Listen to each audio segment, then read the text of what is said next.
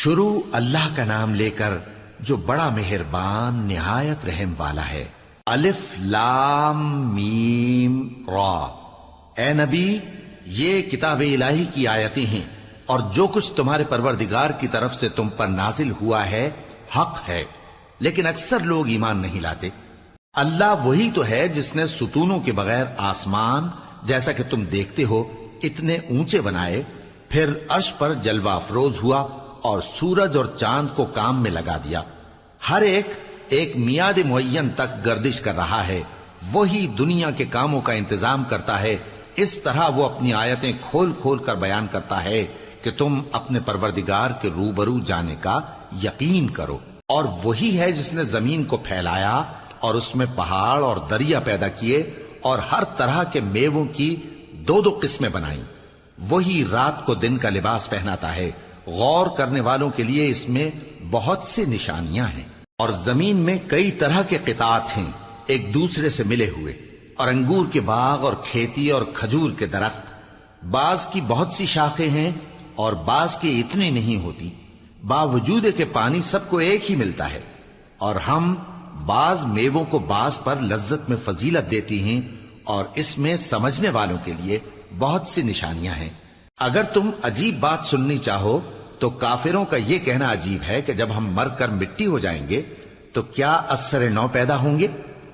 یہی لوگ ہیں جو اپنے پروردگار سے منکر ہوئے ہیں، اور یہی ہیں جن کی گردنوں میں طوق ہوں گے، اور یہی اہل دوزخ ہیں کہ ہمیشہ اس میں جلتے رہیں گے۔ اور یہ لوگ بھلائی سے پہلے تم سے برائی جلدی سے مانگتے ہیں، یعنی طالب عذاب ہیں، حالانکہ ان سے پہلے عذاب واقع ہو چکے ہیں۔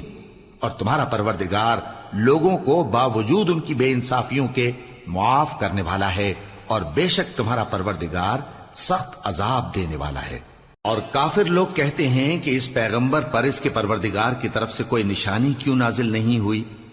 اے نبی، تم تو صرف خبردار کرنے والے ہو، اور ہر ایک قوم کے لیے رہنما ہوا کرتا ہے۔ اللہ ہی اس بچے سے واقف ہے جو عورت کے پیٹ میں ہوتا ہے، اور وہی پیٹ کے سکڑنے اور بڑھنے سے بھی واقف ہے، اور ہر چیز کا اس کے ہاں ایک اندازہ مقرر ہے۔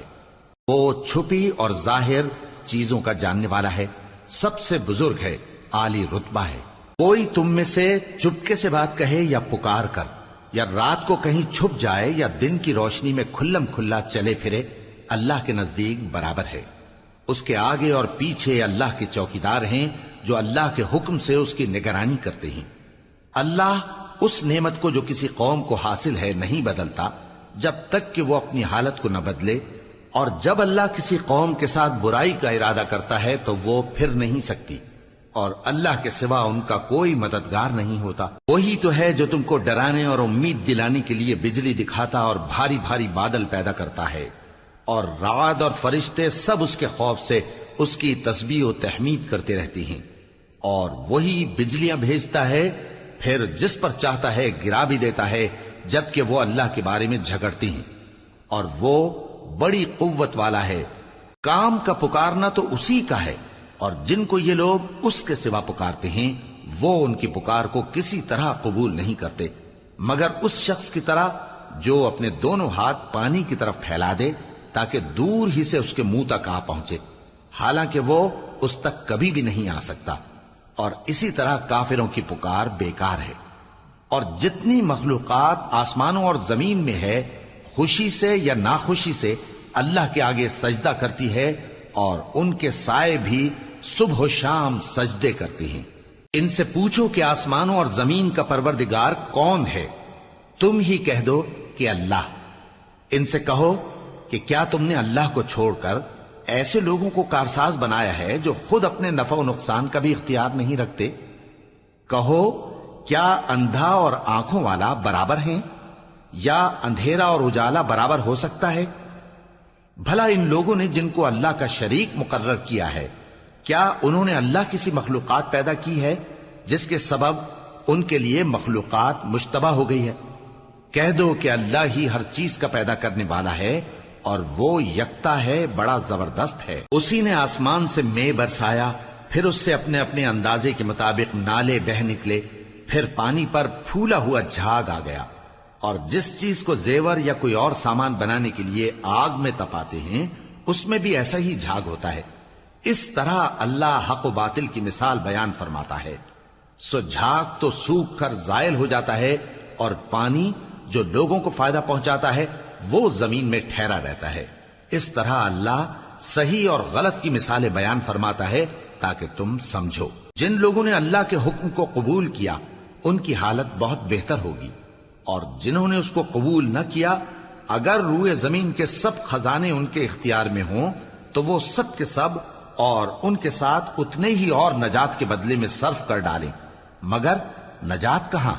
ایسے لوگوں کا حساب بھی برا ہوگا اور ان کا ٹھکانہ بھی دوزخ ہے، اور وہ بری جگہ ہے.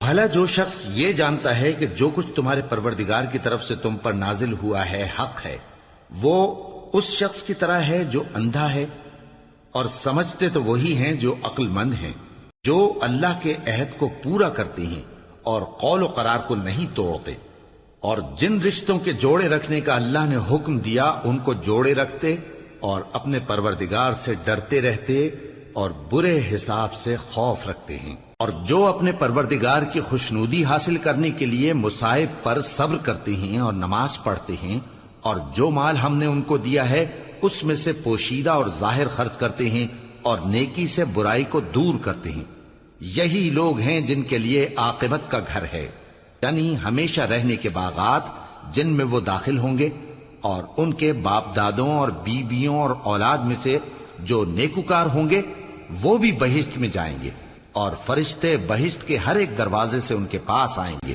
اور کہیں گے تم پر سلام ہو، یہ تمہاری ثابت قدمی کا بدلہ ہے، اور عاقبت کا گھر خوب گھر ہے. اور جو لوگ اللہ سے پختہ عہد کر کے اس کو توڑ ڈالتے اور جن رشتوں کے جوڑے رکھنے کا اللہ نے حکم دیا ہے ان کو قطع کر دیتے اور ملک میں فساد کرتے ہیں، ایسوں پر لعنت ہے اور ان کے لیے برا انجام ہے. اللہ جس کا چاہتا ہے رزق فراخ کر دیتا ہے اور جس کا چاہتا ہے تنگ کر دیتا ہے، اور کافر لوگ دنیا کی زندگی پر خوش ہو رہے ہیں، اور دنیا کی زندگی آخرت کے مقابلے میں بہت تھوڑا سامان ہے. اور کافر کہتے ہیں کہ اس پیغمبر پر اس کے پروردگار کی طرف سے کوئی نشانی کیوں نازل نہیں ہوئی؟ کہہ دو کہ اللہ جسے چاہتا ہے گمراہ کرتا ہے، اور جو اس کی طرف رجوع ہوتا ہے اس کو اپنی طرف کا رستہ دکھاتا ہے، یعنی ان کو جو ایمان لاتے اور جن کے دل اللہ کی یاد سے آرام پاتے ہیں ان کو. اور سن رکھو کہ اللہ کی یاد سے ہی دل آرام پاتے ہیں. جو لوگ ایمان لائے اور عمل نیک کیے ان کے لیے خوشحالی اور عمدہ ٹھکانہ ہے. جس طرح ہم پہلے پیغمبر بھیجتے رہے ہیں اسی طرح اے نبی ہم نے تم کو اس امت میں جس سے پہلے بہت سی امتیں گزر چکی ہیں بھیجا ہے، تاکہ تم ان کو وہ کتاب جو ہم نے تمہاری طرف بھیجی ہے پڑھ کر سنا دو. اور یہ لوگ رحمان کو نہیں مانتے. کہہ دو وہی تو میرا پروردگار ہے، اس کے سوا کوئی معبود نہیں، میں اسی پر بھروسہ رکھتا ہوں اور اسی کی طرف رجوع کرتا ہوں. اور اگر کوئی قرآن ایسا ہوتا کہ اس کی تاثیر سے پہاڑ چل پڑتے یا زمین پھٹ جاتی یا مردوں سے کلام کر سکتے تو کیا یہ لوگ ایمان لے آتے؟ بات یہ ہے کہ سب باتیں اللہ کے اختیار میں ہیں. تو کیا مومنوں کو اس سے اطمینان نہیں ہوا کہ اگر اللہ چاہتا تو سب لوگوں کو ہدایت کے رستے پر چلا دیتا؟ اور کافروں پر ہمیشہ ان کے اعمال کے بدلے آفت آتی رہے گی یا ان کے مکانات کے قریب نازل ہوتی رہے گی یہاں تک کہ اللہ کا وعدہ آ پہنچے. بے شک اللہ وعدہ خلاف نہیں کرتا. اور تم سے پہلے بھی رسولوں کے ساتھ تمسخر ہوتے رہے ہیں تو میں نے کافروں کو مہلت دی، پھر میں نے ان کو پکڑ لیا. سو دیکھ لو کہ میرا عذاب کیسا رہا. تو کیا وہ جو ہر شخص کے اعمال کا نگراں و نگہبان ہے وہ بتوں کی طرح بے علم و بے خبر ہو سکتا ہے؟ اور ان لوگوں نے اللہ کے شریک مقرر کر رکھے ہیں. ان سے کہو کہ ذرا ان کے نام تو لو. کیا تم اسے ایسی چیزیں بتاتے ہو جو روئے زمین پر ہیں اور اسے معلوم نہیں، یا تم لوگ محض سطحی بات کی تقلید کرتے ہو؟ اصل یہ ہے کہ کافروں کو ان کے فریب خوبصورت معلوم ہوتے ہیں اور وہ ہدایت کے رستے سے روک لیے گئے ہیں. اور جسے اللہ گمراہ رہنے دے اسے کوئی ہدایت کرنے والا نہیں. ان کو دنیا کی زندگی میں بھی عذاب ہے اور آخرت کا عذاب تو بہت ہی سخت ہے. اور ان کو اللہ کے عذاب سے کوئی بھی بچانے والا نہیں۔ جس جنت کا پرہیزگاروں سے وعدہ کیا گیا ہے اس کی شان یہ ہے کہ اس کے نیچے نہریں بہ رہی ہیں، اس کے پھل ہمیشہ باقی رہنے والے ہیں اور اس کے سائے بھی۔ یہ ان لوگوں کا انجام ہے جو متقی ہیں، اور کافروں کا انجام دوزخ ہے۔ اور جن لوگوں کو ہم نے کتاب دی ہے وہ اس کتاب سے جو تم پر نازل ہوئی ہے خوش ہوتی ہیں، اور بعض فرقے اس کی بعض باتیں نہیں بھی مانتے۔ کہہ دو کہ مجھ کو یہی حکم ہوا ہے کہ اللہ ہی کی عبادت کروں اور اس کے ساتھ کسی کو شریک نہ بناؤں۔ میں اسی کی طرف بلاتا ہوں اور اسی کی طرف مجھے لوٹنا ہے۔ اور اسی طرح ہم نے اس قرآن کو عربی زبان کا فرمان بنا کر نازل کیا ہے، اور اگر تم علم آ جانے کے بعد ان لوگوں کی خواہشوں کے پیچھے چلو گے تو اللہ کے سامنے کوئی نہ تمہارا مددگار ہوگا اور نہ کوئی بچانے والا۔ اور اے نبی، ہم نے تم سے پہلے بھی پیغمبر بھیجے تھے اور ان کو بیویاں اور اولاد بھی دی تھیں، اور کسی پیغمبر کے اختیار کی بات نہ تھی کہ اللہ کے حکم کے بغیر کوئی نشانی لے آتا۔ ہر حکم قضا کتاب میں لکھا ہوا ہے۔ اللہ جس چیز کو چاہتا ہے مٹا دیتا ہے اور جس کو چاہتا ہے باقی رکھتا ہے، اور اسی کے پاس اصل کتاب ہے۔ اور اگر ہم کوئی عذاب جس کا ان لوگوں سے وعدہ کرتے ہیں تمہیں دکھائیں، یعنی تمہارے روبرو ان پر نازل کریں، یا تمہاری مدت حیات پوری کر دیں، یعنی تمہارے انتقال کے بعد عذاب بھیجیں، تو تمہارا کام ہمارے احکام کا پہنچا دینا ہے اور ہمارا کام حساب لینا ہے۔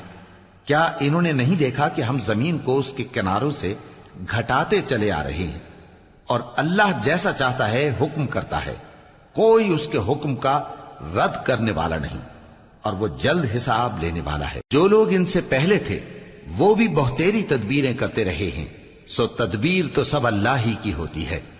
ہر شخص جو کچھ کر رہا ہے اللہ اسے جانتا ہے، اور کافر جلد معلوم کر لیں گے کہ آخرت میں اچھا انجام کس کے لیے ہوتا ہے۔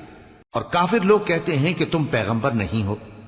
کہہ دو کہ میرے اور تمہارے درمیان اللہ اور وہ شخص جس کے پاس کتاب آسمانی کا علم ہے بطور گواہ کافی ہے۔